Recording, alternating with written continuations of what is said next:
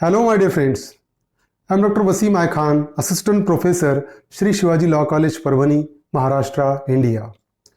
So, in today's lecture, we will discuss Section 18 of Bharatiya Saksha Adhiniyam 2023, which is a part and parcel of topic of admissions. So, in the previous three lectures, we have discussed Section 15, 16 and 17. In this particular lecture, we will discuss Section 18. Dedicatedly, we will discuss Section 18. So introduction we have already discussed relating to the admission के admission voluntary acknowledgement of fact है। ऐसे admission को weightage law में जो person admission दे रहा है अगर उसके इंटरेस्ट के अगेंस्ट में जाएगा तो ही वो उसको वेटेज मिलेगा। Self benefiting statement is generally not relevant. तो सेल्फ हार्मिंग एडमिशन होनी चाहिए तभी उसको रिलीवेंसी होगी। हर कन्फेशन एडमिशन होता है बट हर एडमिशन कन्फेशन नहीं होता है, क्योंकि एडमिशन का मतलब होता है एक्नॉलेजमेंट ऑफ फैक्ट और कन्फेशन का मतलब होता है एक्नॉलेजमेंट ऑफ गिल्ट। अगर कोई पर्सन गुनाह कबूल है बोल रहा है तो वो कन्फेशन होगा। अगर कोई पर्सन ये कह रहा है कि ये गन मेरी है तो वो एडमिशन होगा, वो कन्फेशन नहीं होगा। तो कन्फेशन एक नैरोअर बॉडी है और एडमिशन एक ब्रॉडर सेंस में डिस्कस किया हुआ है। अब हम मूव करते हैं सेक्शन 18 के तरफ। What exactly the title of section 18 is? Admission by person expressly referred to by party to a suit. Section 18 ये कहता है कि जब कभी भी कोई पर्सन किसी पर्सन को रेफर करेगा और उसको बोलेगा कि भाई उस पर्सन को जाकर पूछो, वो जो कहेगा मुझे मान्य है, तब अगर वो एडमिशन देता है तो डेफिनेटली उस पर्सन को अगेंस्ट में यूज होगा जिसने सामने वाली पार्टी को रेफर किया था। मैंने आपको रेफर किया, मैंने कहा भाई ए को जाकर पूछो, उसको सब पता है। एक प्रॉपर्टी है फॉर एग्जांपल, आपने ये कहा कि मैं प्रॉपर्टी खरीदने में इच्छुक हूं लेकिन उस प्रॉपर्टी में कोई डिफेक्ट तो नहीं है। मैंने कहा भाई ए को जाकर पूछो, ए को उस प्रॉपर्टी के बारे में सारी मालूमात है। अब ये जो कुछ भी बोलेगा, ए ने एडमिशन भी दिया तो मेरे अगेंस्ट में यूज होगा, क्योंकि आपको रेफर किसने किया था उसके तरफ, मैंने रेफर किया था। तो डेफिनेटली जिसके तरफ रेफर करेंगे उसका एडमिशन लागू हो जाएगा सेक्शन 18 के हिसाब से। देखिए, statement made by a person to whom a party to the suit has expressly referred for information in reference to a matter in dispute are admissions. देखिए, statement made by a person to whom a party to the suit has expressly referred for information in reference to a matter in dispute are admission। कि अगर किसी भी party के तरफ, किसी भी third person के तरफ पार्टीज टू द सूट को रेफर किया जाएगा किसी इंफॉर्मेशन के लिए, तो वो इंफॉर्मेशन, उसका admission parties to the dispute के अगेंस्ट में रिलीवेंट हो जाएगा। मैं बोल रहा हूं ना, मेरे और आपके बीच में डिस्प्यूट है, we are the parties to the dispute. मैंने आपको किसी पर्सन के तरफ रेफर किया और जिसके तरफ मैंने रेफर किया उसका एडमिशन मेरे अगेंस्ट में रिलीवेंट होगा सेक्शन 18 में, क्योंकि उसके तरफ आपको रेफर किसने किया, मैंने रेफर किया। तो इसलिए जिसके तरफ भी मैंने आपको रेफर किया था उस पर्सन का एडमिशन मेरे अगेंस्ट में रिलीवेंट होगा।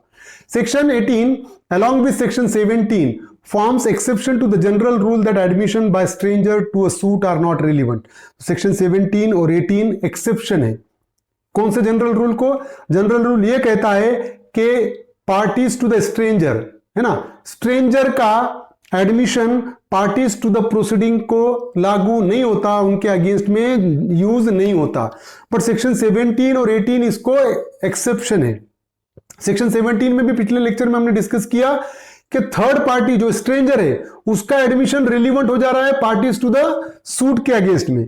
सेक्शन 18 भी वही कहता है कि जिसको हमने रेफर किया था जिस पर्सन के तरफ, वो थर्ड पार्टी है, स्ट्रेंजर है, बट उसका admission parties to the proceeding के अगेंस्ट में यूज होगा और वो रिलीवेंट हो जाएगा। एग्जाम्पल से समझते हैं हम। देखिए कि the question is whether a bike sold by Ram to Shyam is defect free. Question क्या था कि जो राम ने श्याम को बाइक सेल की थी वो डिफेक्ट फ्री है कि उसमें कुछ डिफेक्ट था? That was the question. ये क्वेश्चन है।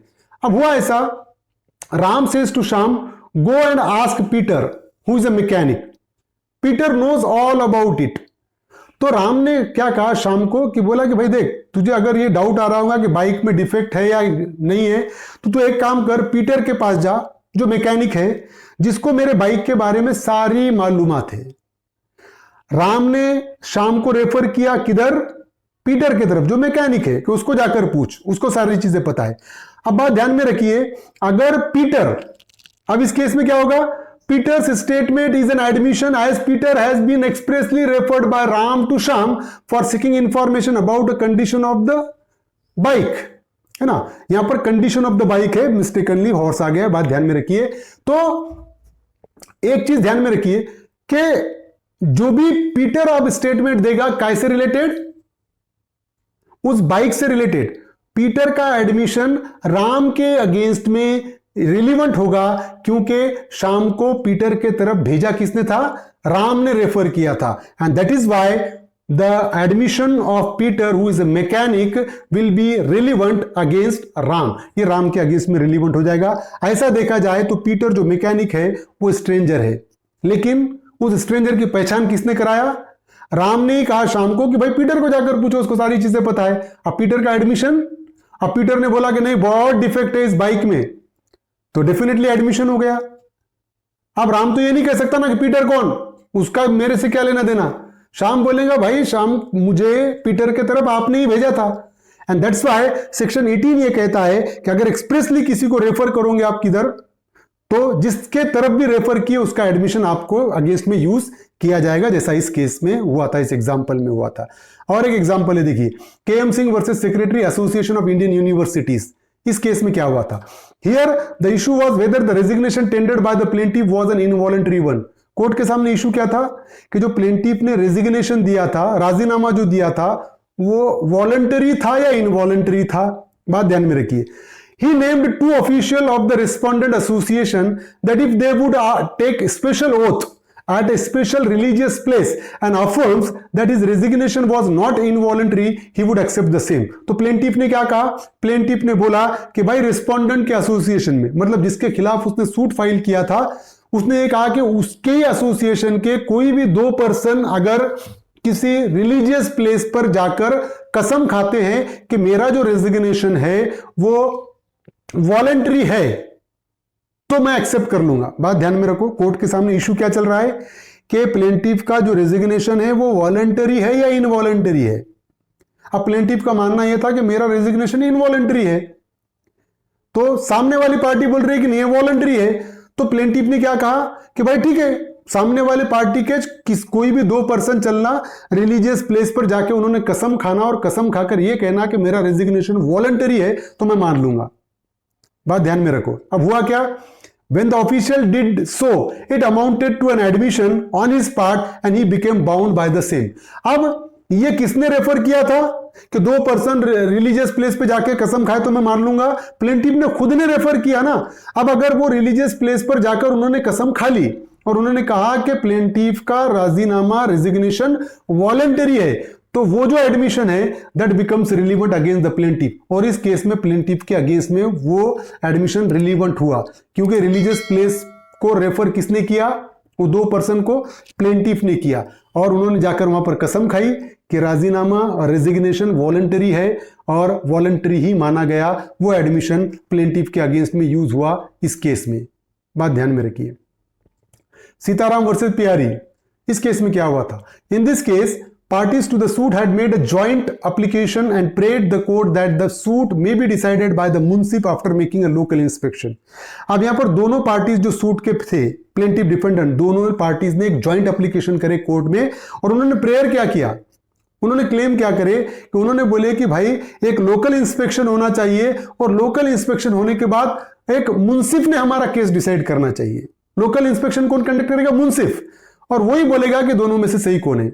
रेफर किए उन्होंने, the report of local inspection by the munsif was held to be relevant under section 20 and suit was decided on the basis of that report, है ना। तो दोनों parties ने joint application करे थे और दोनों पार्टीज ने यह कहा था कि हमारे केस को डिसाइड कैसा करो, पहले एक लोकल इंस्पेक्शन किसी मुंसिफ के हाथों से कराओ और मुंसिफ लोकल इंस्पेक्शन करके जो भी रिपोर्ट सबमिट करेगा वो रिपोर्ट हमको मान्य रहेगी।